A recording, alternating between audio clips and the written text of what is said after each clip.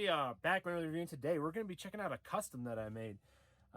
Something that I was a fan of, maybe happening in the series down the road or what. But today we're going to be checking out a custom Mandalorian. So without further ado, let's hop right into this review and let's check out what we ended up making today. Today we're going to be talking about Mandalorian number 345. Let's show you the pop. Here is the pop right here. Let's pop him out the protector and we'll see without the glare what we're talking about.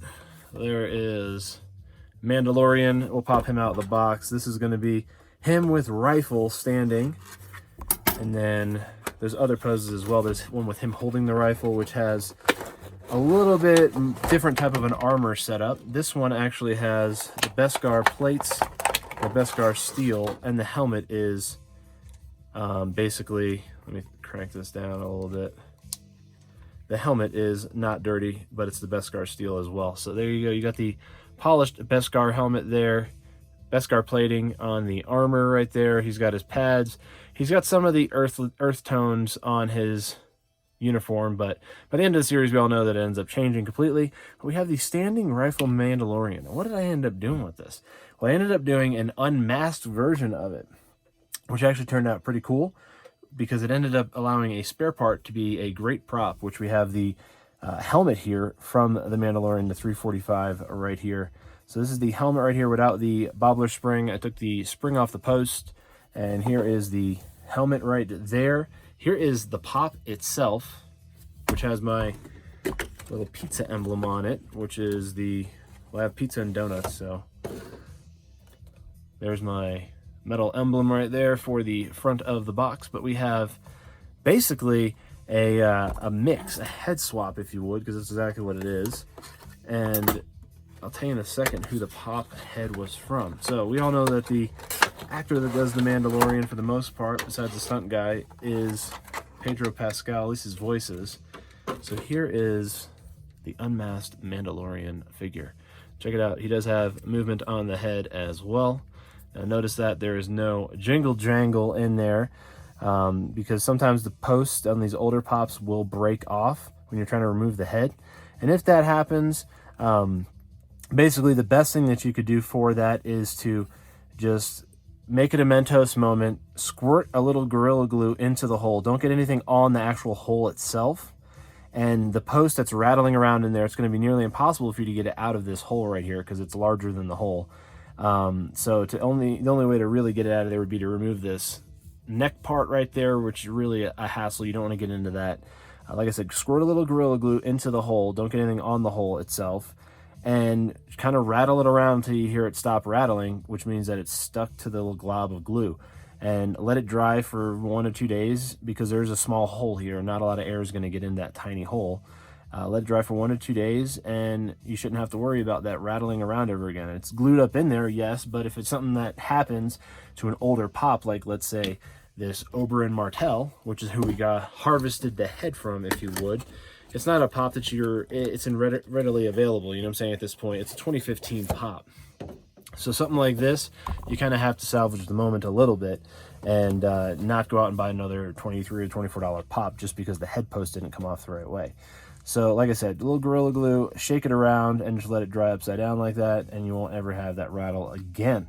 But most of the time you can get it off by just boiling it and just beep, popping it off. But like I said, the older vinyl is not as forgiving as the newer stuff. But anyway, we have the unmasked Mandalorian here. So we got actual Pedro Pascal from Game of Thrones, played as Oberyn Martel. He kind of, in real life, he looks just like the character he played. Face-wise, like the hair and the face are basically the same. So seeing him on like his Instagram or something like that, I'm like, that's the best head swap there is because he actually looks like the character they portray. So getting that Oberyn Martel pop is just basically unmasked Mandalorian. So there it is right there, which is really, really cool to see these two together like this into one pop.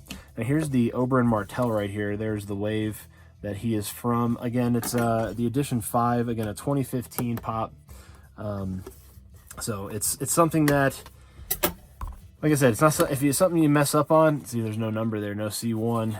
If something you mess up on, might as well salvage the moment. And like I said, a little drop of glue, you'll never see it. You'll never even know that it's in there, to be honest with you. It doesn't throw off the balance of the pop or anything like that. But most of the time, if you drop the glob of glue on the top of the inside of the pop in the middle, because you're dropping it through the hole. That's where it'll stick, so it'll be center balanced at least. So here you go. You have headless Oberyn Martel right there. That is pretty cool, from House Dorne. He's got his spear ready to fight the mountain. Here we go. Let's do that. There he is. There's Oberyn Martel with the Mandalorian helmet on right there.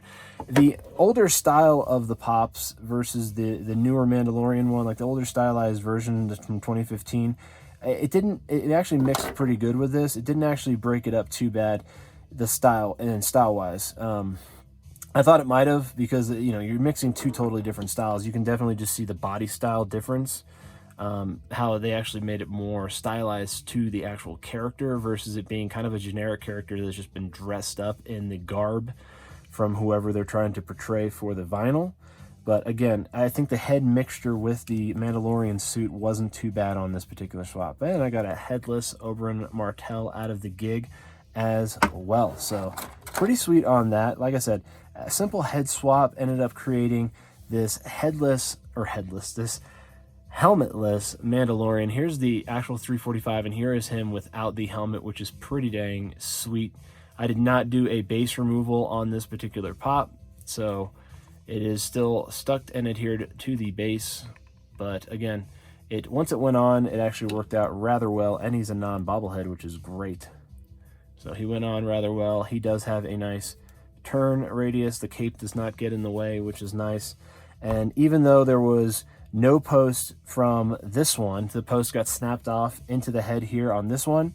The post here where the bobbler screws onto, it actually wasn't too bad, because the bobbler notches for the spring actually do help like lock in the head, which is nice as well. So it was actually a pretty smooth transition for the head swap on these two. Sometimes it always doesn't match up well. Sometimes you get two bobbleheads and one has a bigger spring than the other. So the posts on the spring, on the post on the head don't match up with the springs, or the post on the bottom of the original body doesn't match up with maybe the post on the new body, so you can't actually do a swap. You'd have to do a spring swap and then put the bobbler onto the new body. There's a lot of stuff, but this was a nice smooth transition. So if you're looking to do that, I pretty much went into lengthy detail here of how I did it. But if you're interested in asking some questions about anything in regards to doing a head swap or anything like that, leave some comments down in the section below, and what I'll do is I'll check back on that, and if there's enough interest in it, maybe we'll make a follow-up video on how to do a simple head swap, and I'll show you guys how to do some custom work like that. I'm going to be doing some live streaming soon with me actually working on customs, not me particularly interacting with the chat, but me basically you watching me do a custom and kind of explaining what I'm doing with some of my processes along the way. So if you're interested in that, let me also know down in the comments below, and let me know down there what you think of my maskless Mandalorian. What do you think of this this pretty cool concept pop? You think Funko needs to make something like this down the road when they actually get a unmasked moment? Let me know down in the comments below. And if you like this video, give it a thumbs up. Want more content like this, subscribe for more, because I do reviews every single day. So be looking out for that. Have a great rest of your day.